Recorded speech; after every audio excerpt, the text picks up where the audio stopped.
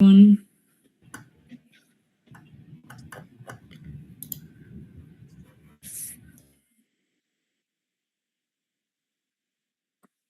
to see some known faces here. And I think because we are already a bit over time, without further ado, we're going to already step into the topic of today. So today we have with us Professor Melissa Bowerman, which is working in the neuromuscular and skeletal disorder at the Yale University School of Medicine, among other positions.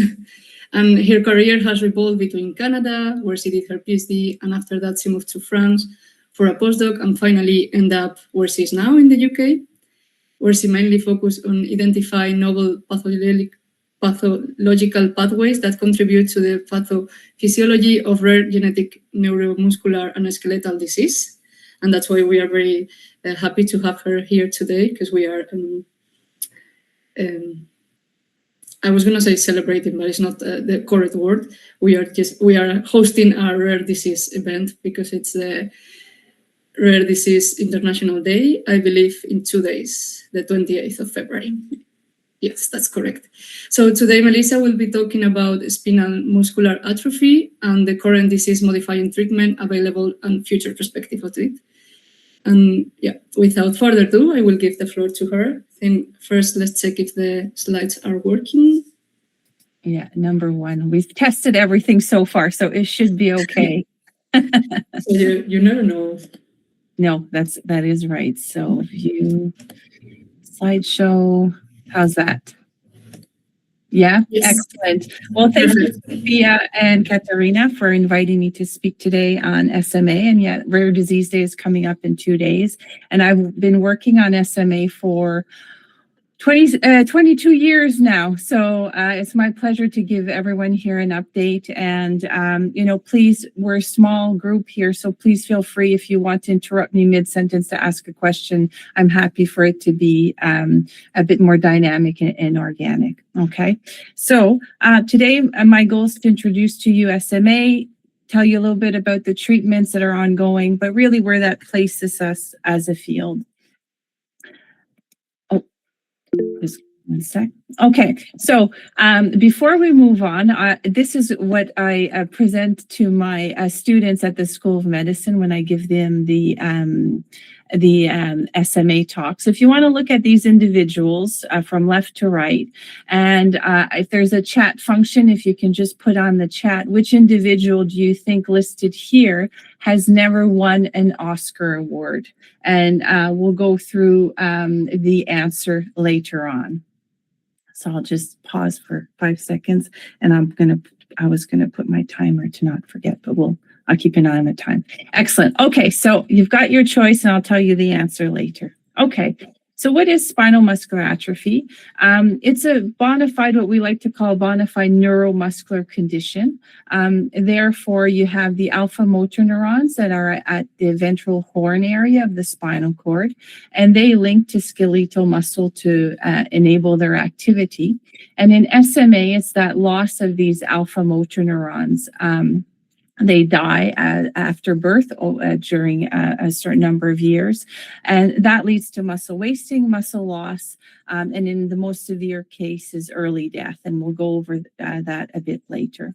Now, SMA is a rare disease. It affects 1 in 6,000 to 1 in 10,000 live births, and that will depend on the published literature that the published reference that you're using.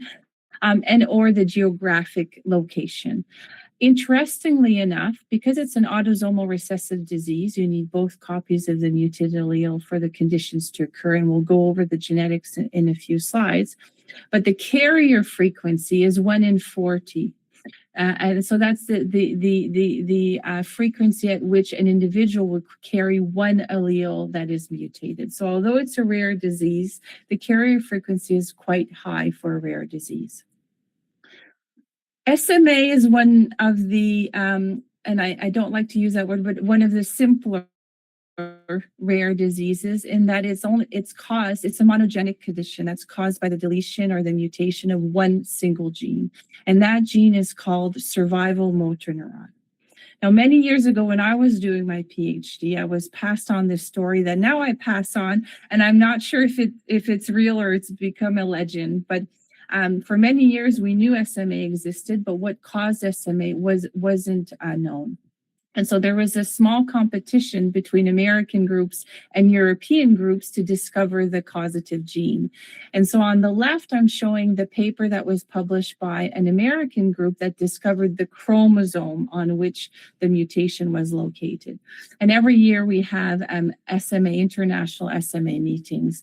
So at that meeting, when the chromosome was identified, the legend, as it goes, is that the Europeans arrived with a bottle of champagne, congratulated the Americans, and then they went back to Europe and identified the gene that causes SMA. And it was led by Judith Medke's group in France, who identified, and Suzy Lefebvre, who still works on SMA, that identified the gene that causes SMA. So that gene, survival motor neuron, the genetics gets a bit more complicated, and I've limited here to the basic understanding that you need to understand the therapies. In all species before humans, there's only one copy of the gene. And loss of that gene, loss of function, loss of expression of that resulting protein is embryonic lethal. It's not compatible with life. But in humans, there's been a recent duplication where we have two copies, the SMN1, which is found in all species, and SMN2. And here I've depicted for simplicity exons 6 through 8 of the SMN genes in humans.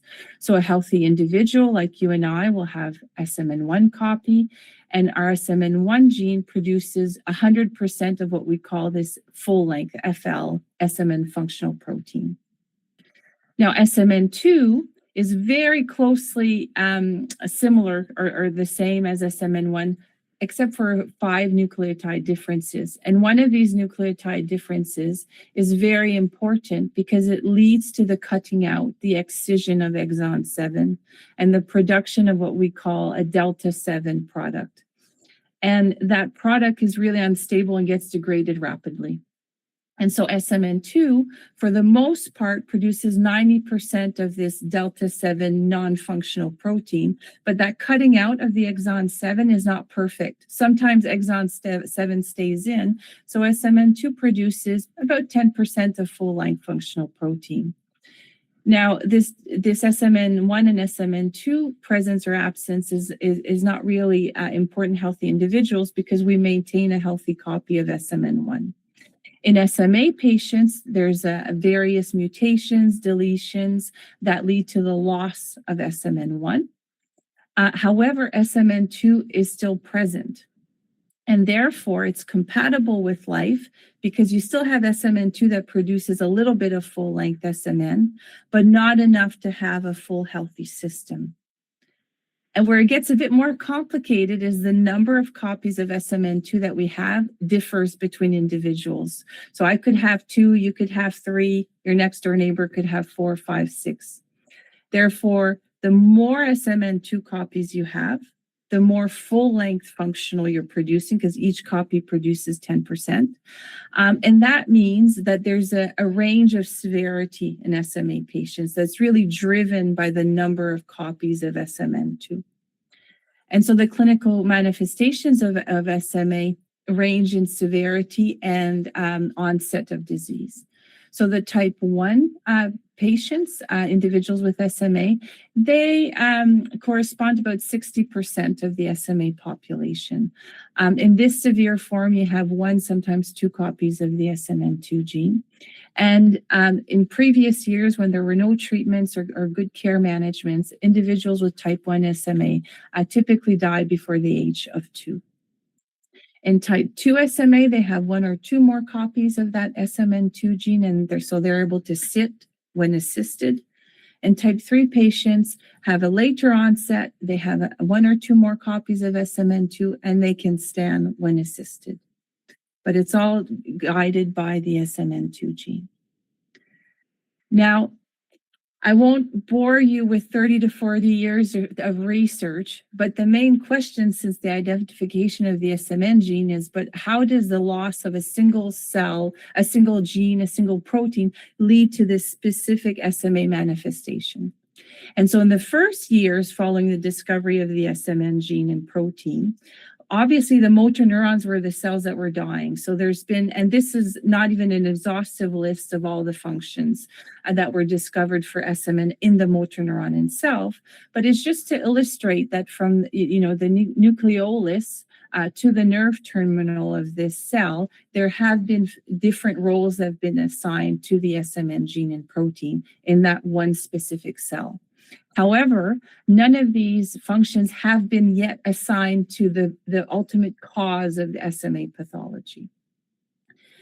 Now, in the last, I would say 20 years, maybe a bit more, but certainly in 20 years to 10 years, individuals have started to look at other cells and tissues because SMN is expressed in all cells and tissues. So even though the motor neuron is dying and that affects muscle wasting, actually, if you start looking at different tissues like the muscle, heart, the liver, the kidney, and you do so in both mouse models and human samples, you start finding abnormalities, defects. And that makes sense because that protein is expressed everywhere.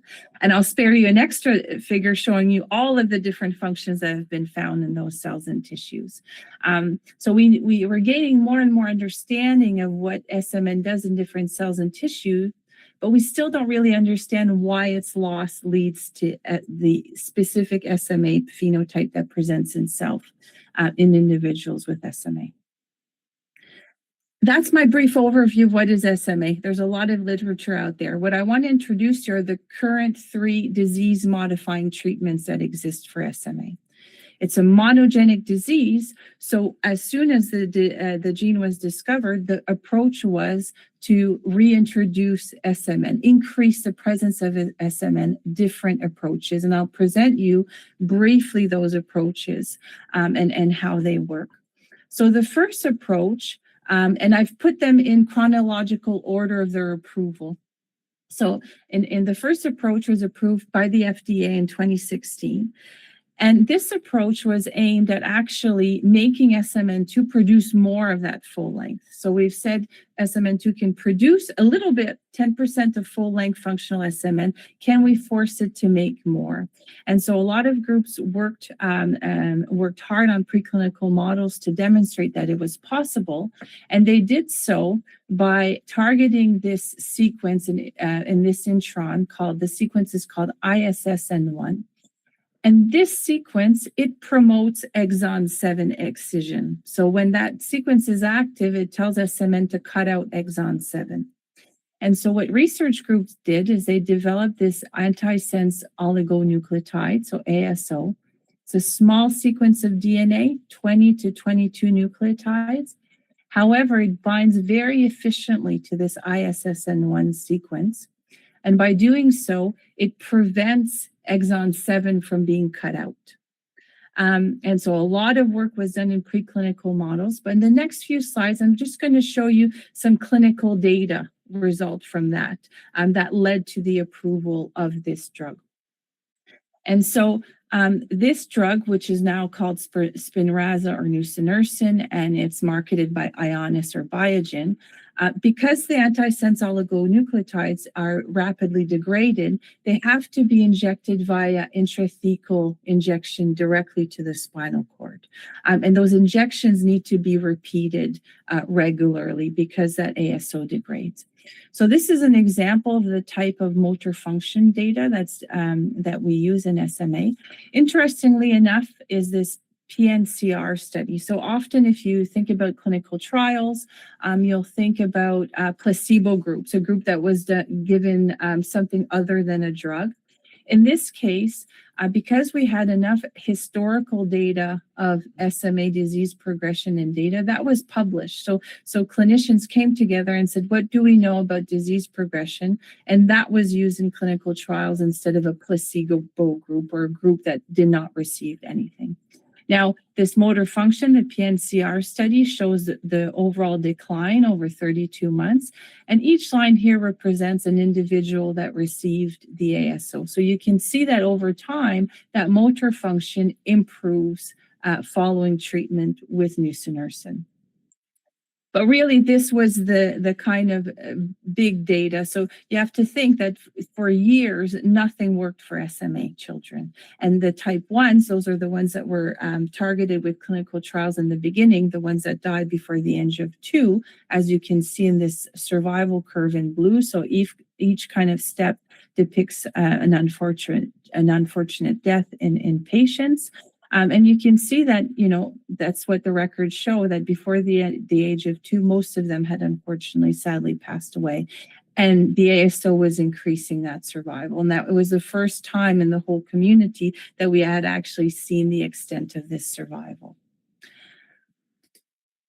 So what I will do now is I will show you a video. So for most of these treatments, I will show you videos because I think they speak louder than the graphs. So you have to imagine that, in the community, all we had seen is type 2 patients that, lost motor functions very quickly after birth, were never showed any motor function or stability, and would die before the age of 2. So this is Cameron's family, who posted a lot of videos about Cameron's progress. So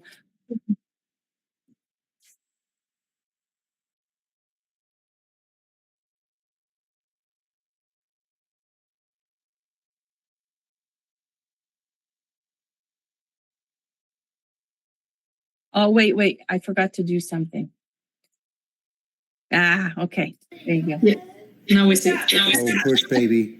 Push, baby. Yeah! Woo!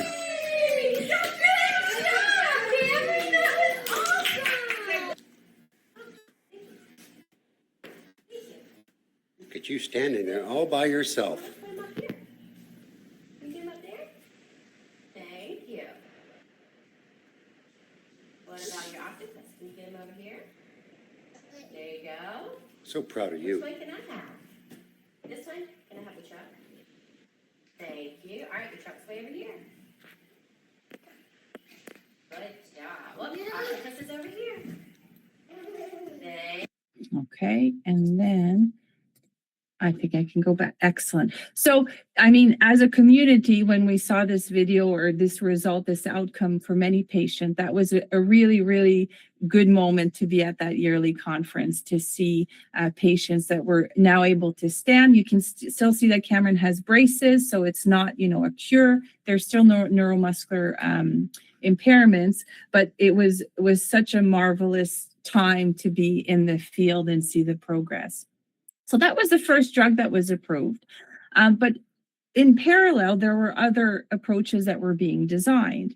And so one of the approaches was, well, let's put SMN1 back in. Okay, so you might have heard about gene therapy's approach. In the 80s, it was a hot topic, and then it stalled because there were some deaths in clinical trials. And so a lot of work went on behind the scenes to reduce the toxicity of the viral vectors that were being used to deliver gene therapy. And so it picked up in the latest years, and you'll maybe be aware of quite a few conditions that are now being targeted by viral therapies, because they have the benefit of being able to deliver the gene that you want to all cells and tissues if you design it appropriately. So in terms of SMA, we use an AAV, so adeno-associated virus, serotype 9. The serotypes usually dictate what cells and tissues they'll be more specific to. And the SMN1 cDNA is small enough that it can be nicely packaged in this AAV9 and be delivered to patients. Now, the AAV9, instead of the nusinersen was delivered directly through the spinal cord, the AAV9 can actually be delivered through an IV, so an intravenous injection. Now, most people have never been exposed to AAV9 before. So before you get an AAV9 injection, they will test patients to make sure that they've never been exposed to AAV9, because if they have, there will be an immune reaction to AAV9. That also means that once you've had an injection, you can only have it once, because the second one, that immune system will kick in and react to it. But the principle of an AAV is that it's permanent, so it stays in your cells and in your tissues for life. So this graph is a bit complicated, so the apologies, it's not an X, it's a Z, Zolgensma, that's manufactured by Avexis and Novartis. And really, this is just to show you again the kind of survival results that we're seeing with the first clinical trial. And these results led to the approval of Zolgensma. So what you'll see is some various legends, but I think these are not as important as just looking at survival.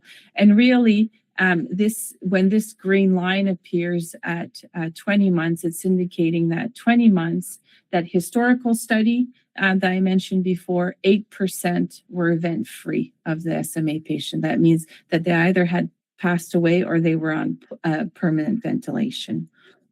And so because of that history of toxicity with gene therapies, the first cohort of patients there were only 3 patients, again, type 1, that received a lower dose just to make sure that there were no toxic effects. The 3 patients tolerated the dose very well, and 2 out of the 3, when they stopped the study, had passed this 8% kind of event-free from the historical group. 1 had a pulmonary event. So the team felt that they could increase the dose. So in cohort 2 are the patients that received a higher dose of the AAV9. And at the stop of the study, all of them had passed that 8% free event. This is another example of motor function. So this is that first group that received the lower dose. And so over time, you can see that the trend is for improvement for each of these patients over the months of their strength, their motor strength. And this is cohort 2. So you can see that overall, all of them improve over time, but not all of them. So that's something to keep in mind, is although we see improvements in a lot of patients, there still remains what we call some non-responders. And, that'll come into play later when I talk about where we're at in the field. Okay, I'm going to do this better this time, and I'll present a little video of, Can you see that? Yeah. Wow. Our first daughter, she was diagnosed with SMA type 1 at 6 months of age, and she passed away at 15 months old. This is a disease that is devastating for infants. A large percentage of patients die before 1 year of age, but 95+% are gone, unfortunately, by age 2. SMA rapidly robs babies of their ability to move, talk, swallow, and eventually breathe. When Milan and his wife Elena found out they were pregnant with their second child, Evelyn, they prayed for a healthy baby. Unfortunately, that was not the case. When she was born and the results came back and found out she was positive for SMA type 1, and we both kind of just broke down. We found out about the clinical trial here at Nationwide Children's Hospital. This is really the first time that we've been able to apply gene therapy to any neuromuscular disease. Today was a very special day for Evelyn. She was given genetic therapy for her missing SMN gene. Babies with SMA are missing a gene vital for development. Through a one-time injection, gene therapy replaces this missing gene. For Evelyn, this gene therapy worked. We start seeing changes as early as 2 months after treatment. She started to push, and she started to get more active, holding her head up. And a little after 3-4 months, she rolled over on her own. Now 3-year-old Evelyn challenges Dr. Mendel to a dance-off at her annual follow-up appointment. She comes back after 3 years, and she runs up to me and hugs me and says, "Dr. Mendel, I love you." I forget that she has SMA. This is a healthy girl, and she does everything that a normal 3-year-old child would do. Something like that has never been achieved before. With our first daughter, it was just devastating to lose a child. You lose all dreams you had for their future. And now we can actually save for college.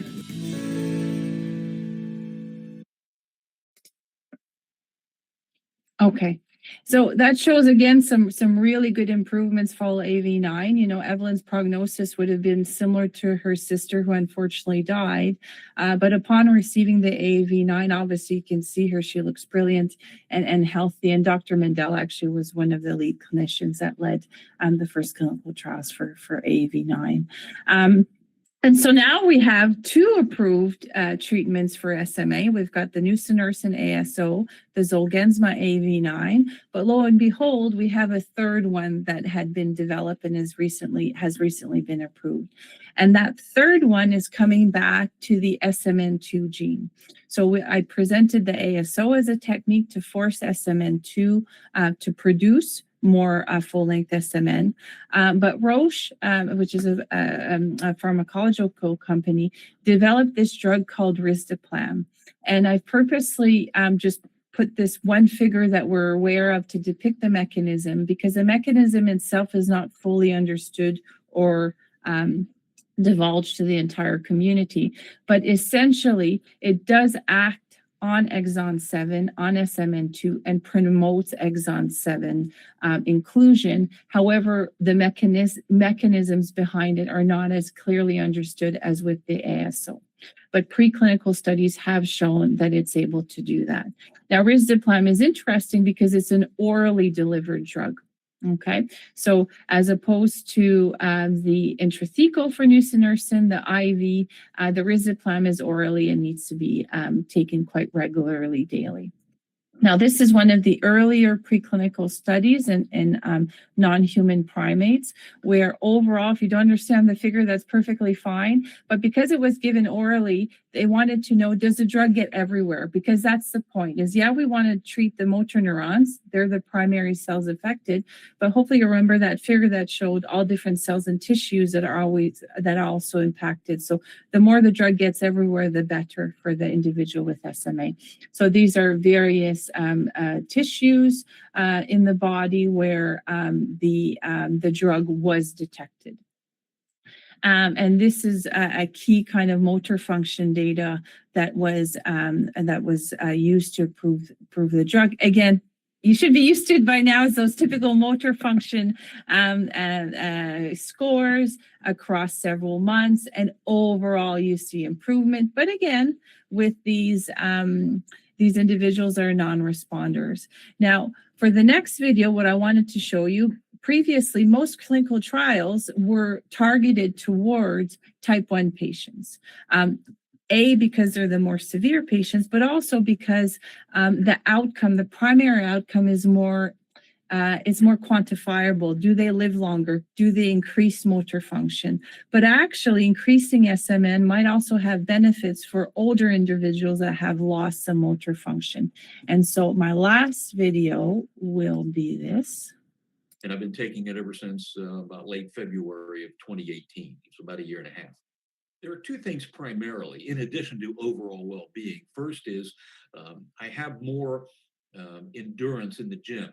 Instead of doing 12 reps on a particular machine, I can do 20. I can do reps until I get too tired, meaning that I fatigue the muscle, I don't break it down. So I have to watch that. So I'm a little more diligent in my workouts, making sure that I don't do too much. So I have more energy during my workouts, and the other part of it is I do recover quicker after a workout. I generally like to work out in the evening because when I'm done, I'm tired. And it's not a tired like you're tired. I mean, it's a tired. It does affect you all the way. But I recover quicker. An hour or two after I'm done, I feel like doing something again. Be it a little bit of computer work, taking the dog for a walk, whatever I normally would do without a workout, I feel like doing that now. So it's more endurance, and it's a much better recovery time, a much quicker recovery time. And I think there aren't a lot of things. I wish I could say, well, I could do this and I couldn't do it before. Like I could raise 10 pounds and I couldn't do 10, I could only do 8 before. I really can't get to that point yet. But it is a noticeable difference every day. And the Evrysdi works for me better than the Spinraza, because Spinraza was an injection every 4 months and it lasted 3 in me. And so to that end, Evrysdi is a daily medication that I take orally every day. And so I don't have any downside. And I like the fact that it works throughout my body. The livers, kidneys, and everything else is being exposed to this medicine in some form or other. And for me, there hasn't been a downside to that. No adverse effects, no downside, nothing from a perspective of, gee, I don't want to do this anymore. So it's worked well for me. Excellent. So I quite like this video because there's a few things that are addressed. One is the idea of quantifiable, effects into quantifying clinical trials, and that's been a big issue in SMA because, as he said, it's not like I can tell you yesterday I could carry 10 kilograms and now today I can do 12. There are little differences that are meaningful to the individual with SMA, but they're not quantifiable. And sometimes the regulatory bodies, the publishers, the grant funders, they want those quantifiable results. And what we often hear, and this is a true fact by numerous patients, is often they find after taking risdiplam or other drugs, they'll say, when I open my bag of potato chips of crisps, I feel stronger. How do you quantify that? I don't know. But, it's that idea. But for them, it's that increased independence, that ability to grab your bag of potato chips and open it and eat it. And it's also that idea that, older patients with less severe forms can also gain benefits of this. So this is where we are in 2026. We have these 3 therapies that are approved for the use of SMA, but not everywhere. And we'll talk about that in the next few slides. So I'll probably have less than 10 minutes if that's okay for the next few slides. So that's where we are. Now, I was there, when those first videos were presented, and I think all of us in the SMA field were very naive in the sense we thought the next day everyone would get the drug, everyone would be cured, and it was a fantastic moment, and it still is a fantastic moment. But if you're not in the SMA community, you might think actually they've done it. They've cured the condition. There's no more research. There's no more work to be done. But actually, that's quite false because we've learned a lot since that first approval of nusinersen. So one of our blind spots were, and as you could have seen in kind of Cameron's video where he still had the braces and still had to be helped to push up, these treatments, they don't completely stop the disease progression. Particularly in the severe forms, by the time you're diagnosed and treated, you might have a little bit of neuromuscular decline that has occurred, and maybe even in utero. And so these treatments, they stop progressions, but they're not cures. Not all patients respond to the same way to these treatments as we've seen in some of these motor function curves. Interestingly enough, these patients who have been treated since infancy are going through life as kind of an experimental cohort, because it's the first time that we're following from age 1 a treated individual through the life course. And so what will happen as they go through high periods of change and development and hormonal changes, we don't know. And so we're all waiting, trying to see what will happen and what will the needs be, how will they have changed as these individuals grow older and reach milestones that they had never reached before.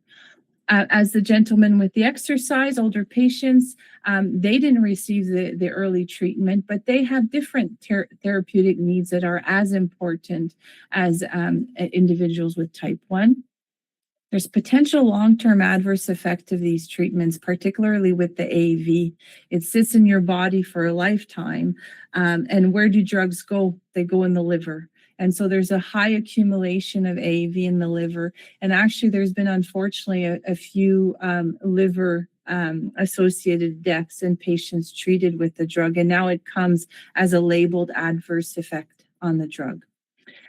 And the cost of these treatments have limited access for all. So I said, we thought the next day everyone would get the treatment. Well, that was untrue.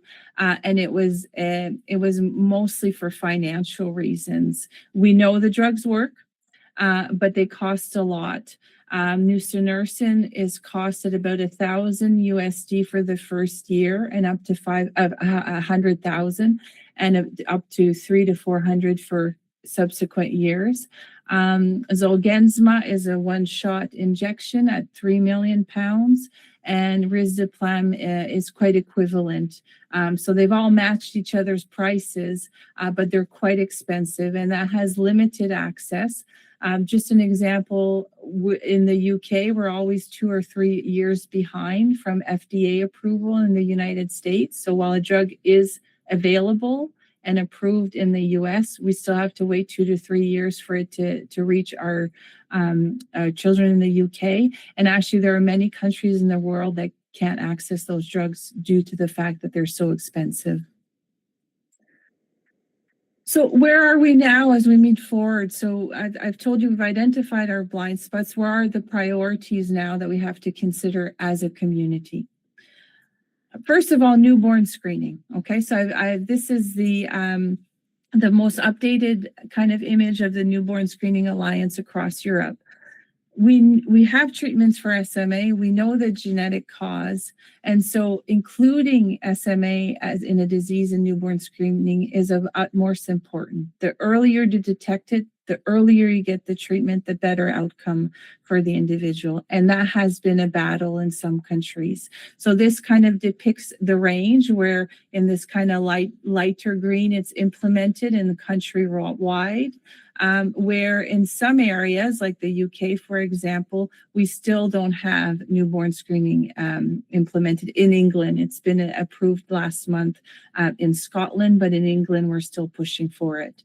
So you can see the range here, and that's just Europe. After that, in other continents, it's the same. So there's a big push by advocacy groups to really push for SMA to be added to newborn screening to improve early diagnosis, early treatment, and improve outcomes. Now, in terms of kind of the more sciencey type of questions, well, we know that motor neurons are lost in SMA. Do we know after treatment, can they regrow? Or can they be healthy again? And so there's the types of questions that we're asking. So in SMA, we lose the motor neurons. Can they regrow, and up until what age, right? So after SMN treatment, is there a time point that after that period, the motor neurons are completely lost, and therefore the neuromuscular decline is going to be more severe? So those are the types of questions that are being addressed by the clinical and scientific community. Another big aspect around research in SMA is drug repurposing, which is the use of drugs that are currently being used for other conditions, but repurposing them, reusing them in the context of SMA. And that's really important in a field where the 3 drugs cost millions and millions of dollars and have limited access. So if we're going to try to develop what we call combinatorial treatment, we're not replacing the disease-modifying treatments I presented earlier, but we want to come and help them out with the symptoms that are not improved. If we design a new drug that costs $3 million, we're not helping the situation. So drug repurposing is a way to do that. So a lot of the groups, including ourselves, uses tissues and cells from humans and animal models to identify genes, proteins, and pathways that are dysregulated in our SMA models. And then we use bioinformatics to pair up these aberrantly regulated pathways with drugs that are known to restore the normal expression of these pathways. We nevertheless have to test those drugs in our cells and our animal models, because a lot of the times we'll have drug activity information, but it will come from a cancer cell, for example. So we need to nevertheless test it in our cells and models. But because those drugs have already been approved for the use in humans, then the idea is that you shorten the time that it takes to get to patients. So that's another approach that's being investigated heavily in the field of SMA.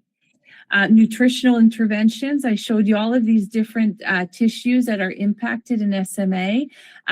These are very metabolically active tissues. They influence various metabolic pathways in our body.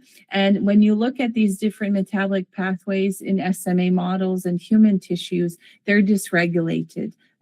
So there's a big metabolic component that's become evident in SMA.